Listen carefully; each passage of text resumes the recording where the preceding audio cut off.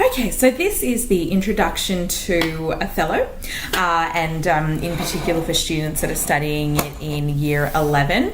Now, just to start off with, what you should know is that the module being studied in year 11 for Othello is very much usually based on the year 12 module, which is called Critical Study of Text. So what I'm going to be doing is I'm going to be giving you an introduction to this topic based on it being a critical study. And so what that actually means is that you'll only be focusing on Othello. You won't be doing any other texts. And it's, as I said, it's called a critical study. So if your teacher has given you any information about it being on a particular topic, or telling you need any related material, then that would be a bit of a different way of studying this text. But how I'm going to be teaching it is based on you only doing Othello, and you needing to at some point have an assessment or an exam that's going to have you write an essay just on this particular text. Okay, so to start off with, the module requirements are looking for you to be someone that's critically analysing the text. Okay, so what they're after is looking at what gives a text value, and why would you still study it years after the time it was created. So obviously Othello was composed over 400 years ago. Okay, so actually looking at its value and why it has the ability to remain relevant throughout time. Okay, so there's going to be two reasons that it has relevance throughout time. The first one is the ideas that it portrays. Okay, so when you're looking at the ideas, what you want to always look at, and look, this is actually really true of any of your English texts, okay? You always want to be looking at, I'm going to say themes, but I don't want to use that word because it's sort of junior. But essentially you're looking at the human experience that is represented in the text that you're studying. Okay, so, and that's what English teachers and the whole English syllabus is completely interested in, is looking at how does the text represent the human condition or the human experience. Okay, so, and when you think about examples of that, you'd be looking at things like, illusion versus reality. So what that's looking at is that, sometimes what we see is not what's really going on. Okay, so we can, as human beings, be limited by our ability to actually see clearly, see what's going on, or see the truth, if you want to call it that way. So that's the sort of theme of, appearance versus reality, and the limited ability for human beings to actually see reality. Very, very relevant for Othello. Okay, ties in with things like deception. Okay, so if someone's obviously being deceitful, then we don't necessarily know, because if they look like they're telling the truth, then we're likely to think that they are.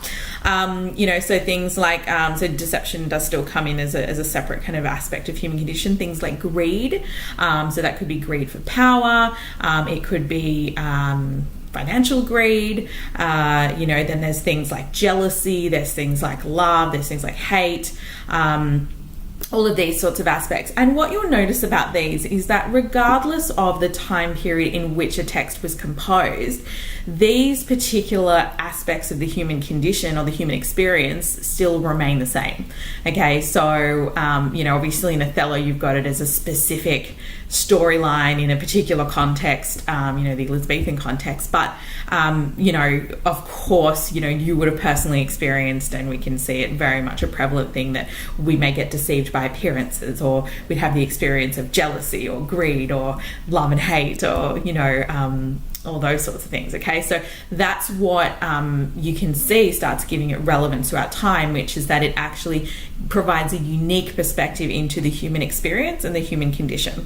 Okay, you'll very likely get questions that will ask you about the text representation of human experience, and they might even give you a particular one. So they might say power, or they might ask you to specifically talk about jealousy or whatever. But what you want to be able to do is, through your analysis of the text, demonstrate how all of these are very much interlinked anyway. So as an example, if someone has a greed for power, they may be deceptive. And therefore, in deceiving people, the person who gets deceived may then not see the truth of what's really going on. And then there's that kind of inability to, what we say, distinguish appearance from reality. Okay, so you can kind of start seeing how a lot of these things can be interconnected.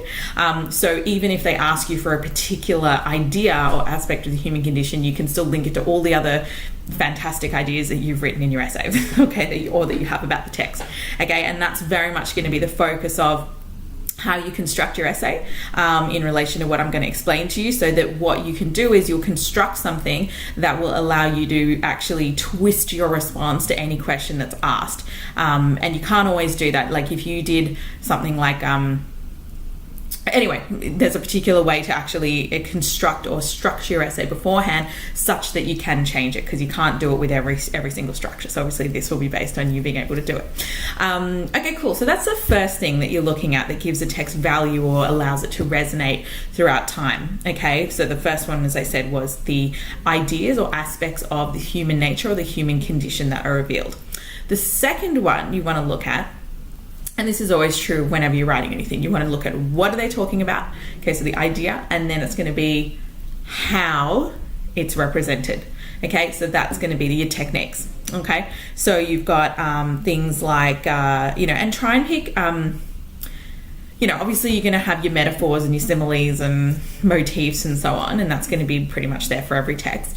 But when you're going to be doing, let's say, Othello, you want to look specifically at things like characterization, dramatic irony, because it's a play. You want to look at soliloquies, for example. So a soliloquy is the direct address to an audience. Revealing very much the innermost thoughts of the particular character that is doing the soliloquy.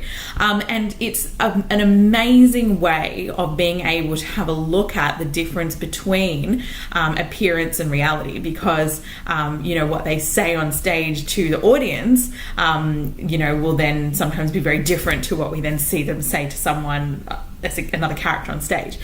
So as an audience, and this is very much the case with Shakespeare's use of what we said dramatic irony. So dramatic irony is when the audience know more than the other characters on stage. Okay, so what happens is we see these really we see these amazing representations of human experiences and human interactions through the fact that, the characters have a dialogue happening with the audience that even other characters don't know. So what happens is, for example, if Iago's telling us that he's a villain, but then he's going and pretending to Othello like he's not, we can clearly see how the whole idea of, appearance versus reality plays out between human beings. Now, obviously, if someone's lying straight to our face, we don't necessarily know, but we can see it happening all on stage. So what that does is it gives us a really, I'm going to say honest, unique, something like that, insight into that human experience. Okay, so through Shakespeare's use of things like dramatic irony, soliloquies. So there's other things that, other techniques you can look at. So the use of something we call a tragic hero. I'm going to talk pretty extensively about that, but that's sort of very much a part of characterization. And so those are the sorts of techniques that you want to actually be discussing.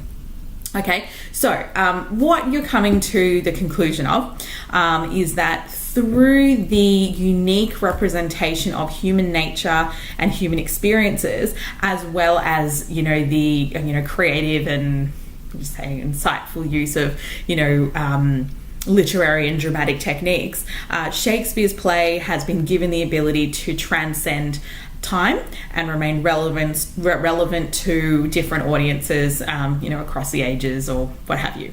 Okay, what that also allows for is it very much allows for different interpretations of the text to happen. So there's been heaps of representations of Othello, interpretations of Othello and what it's really about. Just to give you like a few examples, it's been looked at as, representation of gender. So for example, like a feminist study would look at the way that, men and women are represented and how, men are, a common one is that men are kind of, the dominant figures who are oppressing the female voice and so on. But then there's been other arguments about that women actually hold more power than what, has been initially suggested. So, and there are some really interesting parts of the play which we'll go over that can suggest things like that. It's been looked at something like, a play that represents racial inequalities. So, you know, the way that Othello is represented and viewed, particularly in the early stages of the play, is very much as, you know, unfavorable. Okay, so we'll go into that. You know, another thing that has been suggested is that it's a representation. So there's something we call queer theory, which actually looks at some, you know, people consider that, oh, Iago is trying to get back at Othello because actually he's in love with him.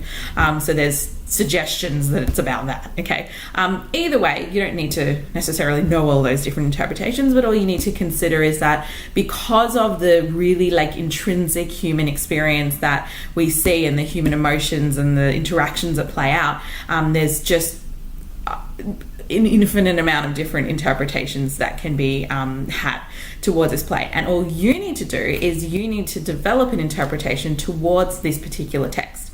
Okay. And that's what they're really interested in. They don't want to know the 10,000 other people's perspective on it. They want to know what you think. They want to know what your perspective or your view towards this particular play is. Okay, so there's no right or wrong answer here. As long as you've got an essay that is structured and you prove yourself and, you know, so on, then that's fine. Okay, so my preference for structuring this particular response is to actually have a look at the framework of the Aristotelian tragedy. So if you want to look up what that is, that would be great, but I will explain it as well. So just to spell it for you, I'm going to spell it for myself first and then I'll spell it here. Aristotelian. Okay, so Aristotelian is Aristotilian. So it's relating to I'm just make sure I spell that properly. So Aristotelian. Okay, so it's based on Aristotle, and he is a philosopher. And he came up with a particular theory of how tragedies were created. Okay, so it's sort of considered to be a classical tragedy, and there's various steps towards what he explains a tragedy to be, and what happens to the character and throughout. And one of the reasons I really prefer students looking at the text as an Aristotelian tragedy is that it actually just covers the entire scope of the text, which is really a good thing, because then if they ask you about a specific section of the text, then you've covered everything. You know, like you've covered everything that happens, like from the beginning, kind of middle, end. You haven't just sort of focused on some bits and not linked them in properly. So what you can do is if you structure it loosely around this particular theory of tragedy, as I said, you can encapsulate all of the key ideas of the text, and then again, if they ask you about a specific one, then you've referred to everything, and everything links into everything, because obviously there's a whole process towards the way that this particular tragedy pans out. So I'm just going to give you an overview of it. It sounds a little bit scary, but it's really not. So basically, the structure of this tragedy is it starts with an individual who is considered to be like a hero. Okay, so he's, you know, revered, he's got these really heroic characteristics about him, you know, and just someone that people really aspire to be or look up to. Okay, so, and that's obviously Othello. So, you know, he's considered valiant and so on. So what happens then with the hero is that they make a fatal error in judgment. Okay, now this ties into the whole illusion versus reality idea, which is that they make a mistake on something. Now, it's seemingly a small mistake, but it has enormously detrimental ramifications on the individual and on society.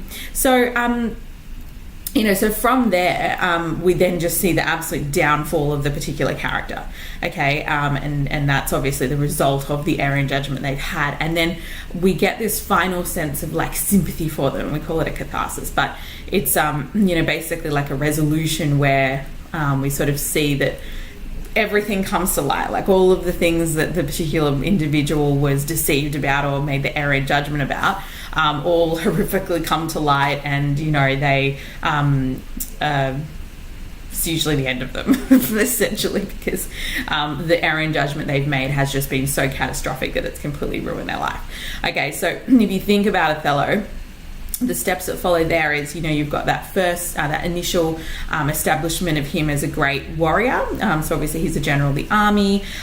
People look up to him, although Brabantio doesn't, given that he's kind of run off with Brabantio's daughter, but from a general's, like an military perspective, he's very much revealed. It's just that because he's obviously African, the fact that he's then now like run off with one of the Italian women is just, that's not okay.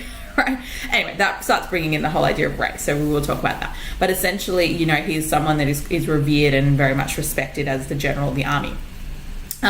Then what happens is you have Iago, who deceives him. Okay, now he presents himself as someone that's going to be really like helpful or trustworthy or whatever to Othello, but what actually happens is he goes on this entirely this extensive quest to mislead him and make him think that his wife Desdemona is actually cheating on him with his best friend Cassio, and that essentially leads to his absolute downfall. So the error in judgment that Othello makes is that Iago is trustworthy and that obviously his wife has been deceptive.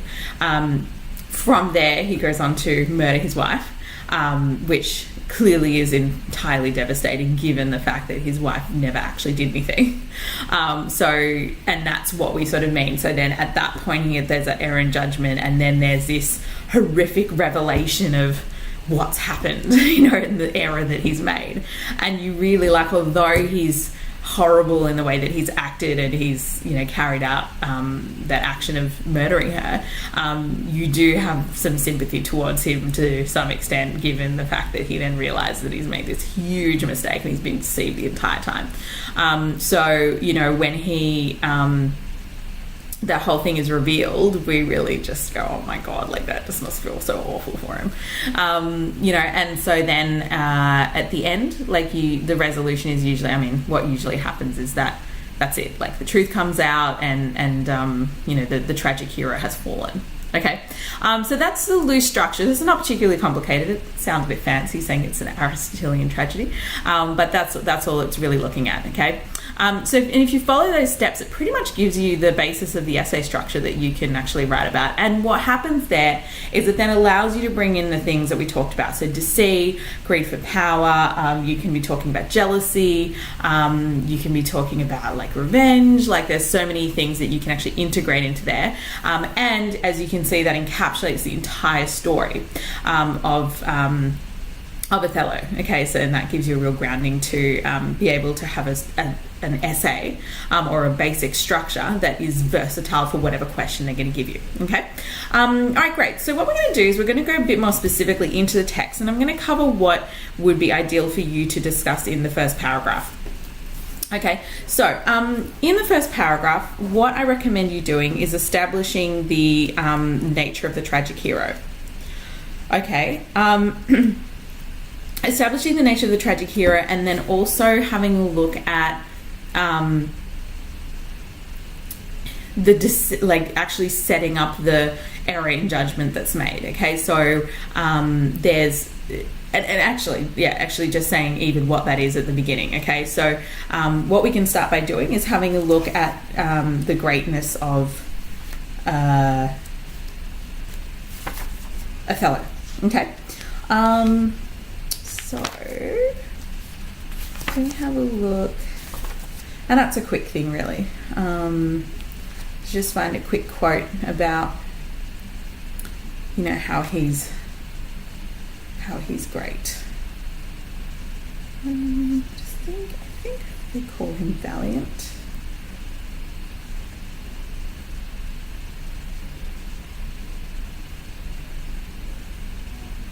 And look, one of the things you can see is that Othello is very much revered or respected or liked by Brabantio. And we know that not from obviously what we first see of Brabantio, because he's obviously running after Othello, accusing him of taking his daughter and so on. But he obviously was very good friends with him to start with. Okay, so just notice the screen's got a bit dark. Okay, so that is in Act 1, Scene 3. Okay, and he says around, so if you have a look at, get your text open and have a look around line 76.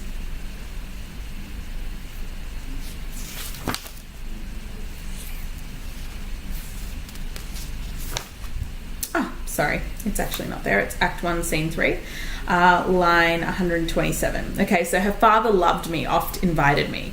Okay, and then still asked me questions, the story of my life. Okay, so what we can kind of see there is that Brabantio did have an interest in Othello and had a respect for him. He loved hearing his stories about being at war and so on. Okay, there will be another quote somewhere. I'll have another look at for it, but they do refer to him as, you know, oh, here we go. Well, Desdemona is saying this. So in Act 1, Scene 3, line 249, Desdemona says, to his honours and his valiant parts. Okay, so we can kind of say he's honourable, he's valiant. Okay, so all those sorts of things kind of establish him as this great leader. So have a look. You don't have to use those particular examples, but you could. And you don't need a lot here. Okay, so it's just a point of establishing that Othello is a respected individual. Okay, so there's two errors in judgment that Othello makes. Okay, the first one is, and this is where you can bring in the idea of race, because it was a context where racial inequality was extremely prevalent. Okay, and he doesn't really see it. Okay, so because he actually thinks that Brabantio loved him, but that becomes very ironic when when Othello actually then wants to be with Desdemona, Brabantio's daughter. Brabantio is just really disgusted by that. Okay, so if you have a look, it's great for you to actually have a look. So what we can see there is that in that previous example I just gave you,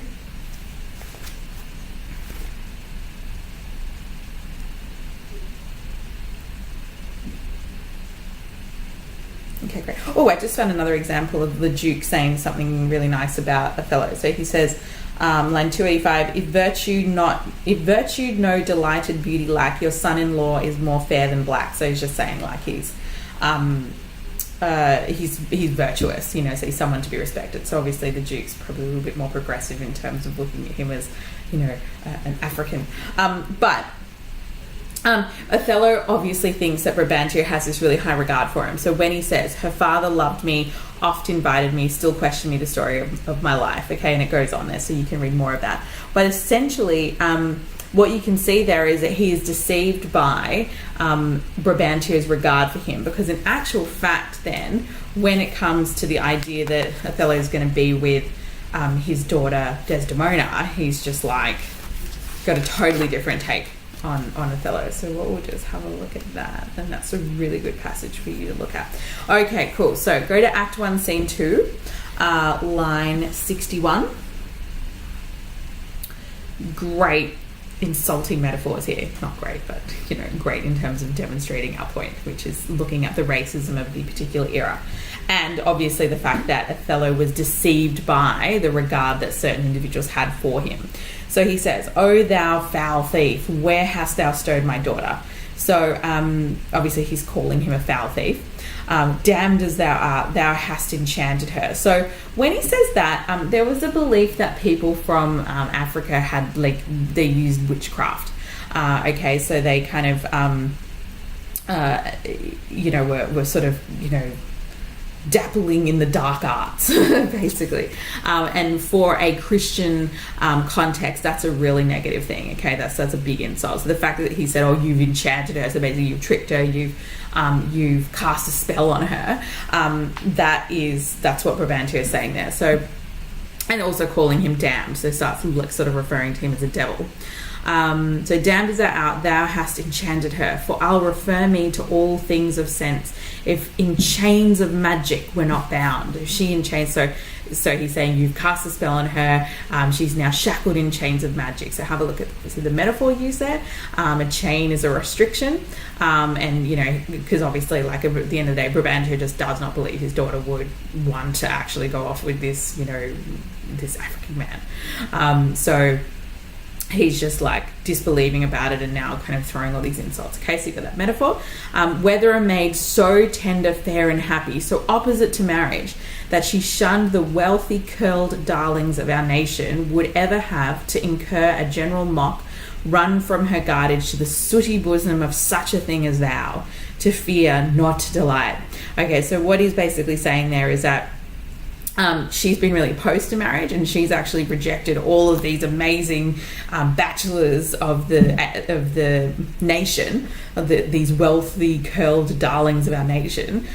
She hasn't wanted any of them, and now what, you're going to come and tell me that she wants to marry you? Like, what a load of nonsense that is. He just doesn't believe it. He's like, such a thing. Run from her guardage to the sooty bosom. So have a look there at that kind of metaphorical reference to him as black, like very insulting. So if you think what soot is the residue of a fire. Okay, so it's black, it's charcoal, it's dirty, you know, so it's really very insulting there. So sooty bosom of such a thing as thou. So also like referring to him as a thing is pretty demoralizing as well. He's not even really human, so he's sort of dehumanizing him here, thing.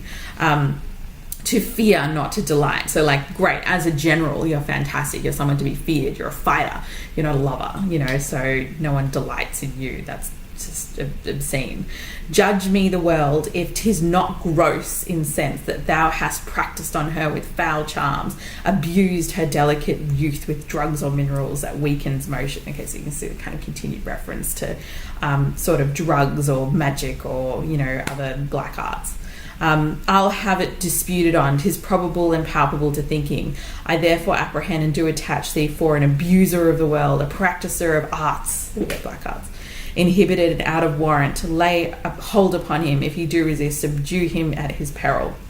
Okay, cool. So here's the massive difference between Brabantio loving Othello and now the fact that he's talking about how he's a foul thief and calling him all of these, you know, pretty, making all these sort of insulting accusations of him. Okay, so that's the first illustration we can see of Othello's error in judgment. Okay, so it starts alluding to the fact that he can be tricked. Okay, so then the second thing is that he obviously believes Iago. Okay, and that's the main thing that we start then tracking throughout the rest of the text. Okay, so what you need to do is we can actually go and have a look at the beginning so that we can start bringing in the idea that Iago uses his direct addresses of the audience to give us an honest view of his I guess his deceitful character. Okay, so the first one we can look at is Act 1, Scene 1, line 41. Okay, okay, I'm going to jump down to line 46. Oh, actually, no, I'm going to go from the top here. Okay, so, oh, sir, continue. I follow him. Oh, so this isn't actually a soliloquy. He is talking to Rodrigo, but obviously we still get a really good insight into, like, what he's really about. Okay, so, I follow him to serve my turn upon him. So at this particular point, Rodrigo's really upset because he wanted to marry Desdemona and Iago was going to go help him. But then, he then thinks that Iago is actually on Othello's side because that's what it looks like. But then Iago's like, no. Like, I'm just going to pretend that I am so that I can get the better of him. Okay, so I serve him to follow my turn on him. So really, he's only serving him to have his own way. But be underhanded about it. Okay, we cannot all be masters, nor all masters cannot be truly followed. You shall mark many a duteous and knee-crooking knave that, doting on his own obsequious bondage, wears out his time much like his master's ass, for naught but provender, and when he's old, cashiered. So he's basically just saying there's heaps of people that look like they're following their masters, but in actual fact they're a knave. So a knee-crooking knave is you're bowing down, but you're a knave, so you're like a deceitful person. Okay, others there are who trimmed in forms and visages of duty. So a visage is an appearance. Visage actually means face in French, but a visage of duty is that they have an appearance of duty. Keep yet their hearts attending on themselves. So again, that deceit, that idea of deceit, and throwing but shows, so appearances of service on their lords, do well thrive by them, and when they have lined their coats, do themselves homage. Okay, so again, they're pretending that they're serving their lord, but actually they're serving themselves. These fellows have some soul, and such a one do I profess myself. So like, this is what I am. For sir, it is as sure as you are Rodrigo were either more, I would not would not be Iago. In following him, I follow but myself. Okay, so that's a really good quote, just because you can clearly see that he's got his own self-interest happening, and it's quite a good technique. Okay, so when he says, in following him, I follow but myself, the technique used there is antithesis. Okay, so if you have a look on a website called virtualsalt.com, and so put into Google virtualsalt.com rhetoric devices, and you'll get a really good definition of what antithesis is. So basically, it's when you've got a sentence where the first half and the second half are a very similar structure, but the second half contradicts the first half. So it's a little bit paradoxical, I guess, because what you can see there is you've got, in following him, I follow by myself. So you can see how it's sort of like the second half opposes the first half or contradicts it in some way. Okay, and so that's a really good illustration of how he's a deceitful character, and he, while in having an appearance of honesty and loyalty, he's actually self-serving. Okay, heaven is my judge, for not I for love and duty, but seeming so appear to be for love and duty, but not really, but for my peculiar ends. I'm doing it for myself. So he's just saying the same thing over and over. So you just pick the example you want. For when my outward action, again, what I appear to do, doth demonstrate the native act and figure of my heart, in compliment extern, so again, a little complimenting externally, 'tis not long after, but I will wear my heart upon my sleeve, for doors to peck at. I am not what I am. Okay, so again, that's a really good technique that you could use as a paradox, saying I am not what I am. It is a little bit of antithesis again, really, so don't use that twice. But actually, if you did want to use two examples and it's the same technique and you explain it really well, that could work. I am not what I am is probably a little bit of a common example, but either way, it's very effective at illustrating the fact that he is the embodiment of deception, okay? And that whole idea that human beings can be deceived by appearances, okay, or limited by appearances.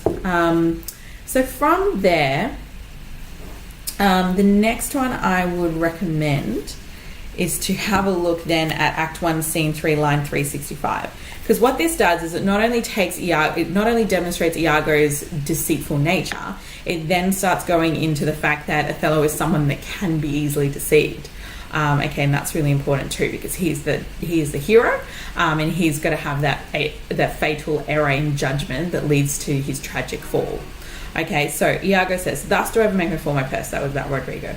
I'm just going to jump down. So he starts talking about how, here we go. So I hate the Moor. So this is the truth of obviously what his feelings actually are, which he acts like there's like he does actually have an affection for the Moor or Othello, but clearly he doesn't.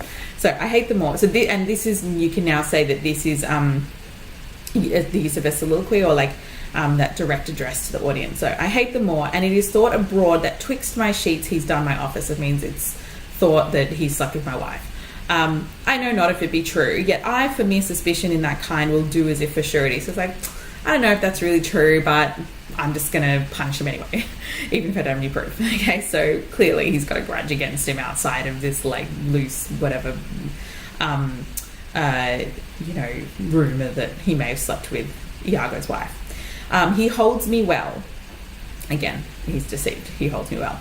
The better shall my purpose work on him. Cassio's a proper man. Let me see now. To get his place and to plume up my will in double knavery. So double knavery is deceit. How? Let's see. Okay, so you're sort of thinking about after some time to abuse Othello's ear that he, so Cassio, is too familiar with his wife. He hath a person and a smooth disposed to be suspected, framed to make women false.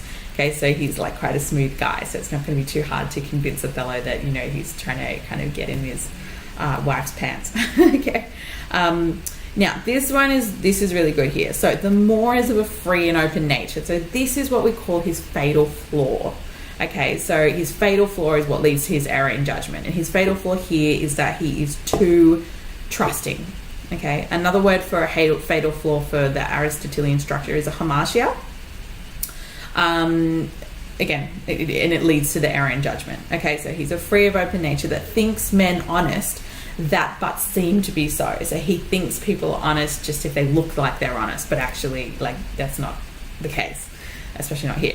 And will as tenderly be led by the nose as asses are. That's a really good metaphor, okay? So if you have, not metaphor, simile, okay? So nose as asses are. So he's comparing Othello to an ass or a donkey. And a donkey is, can basically, obviously just pull the donkey around with, like, really easily with its reins. It can just be led by the nose, okay? So he sort of dehumanizes him to first thing, and then secondly, it's pretty insulting that he kind of compares him to an ass or a donkey in terms of how easily he's able to be deceived. Okay, so get a really good look here at that fatal flaw that Othello has, which is that he's too trusting. And in being too trusting, he can be deceived really easily and just led by the nose to wherever. Okay, I have it is engendered. Hell and night must bring this monstrous birth to the world's light.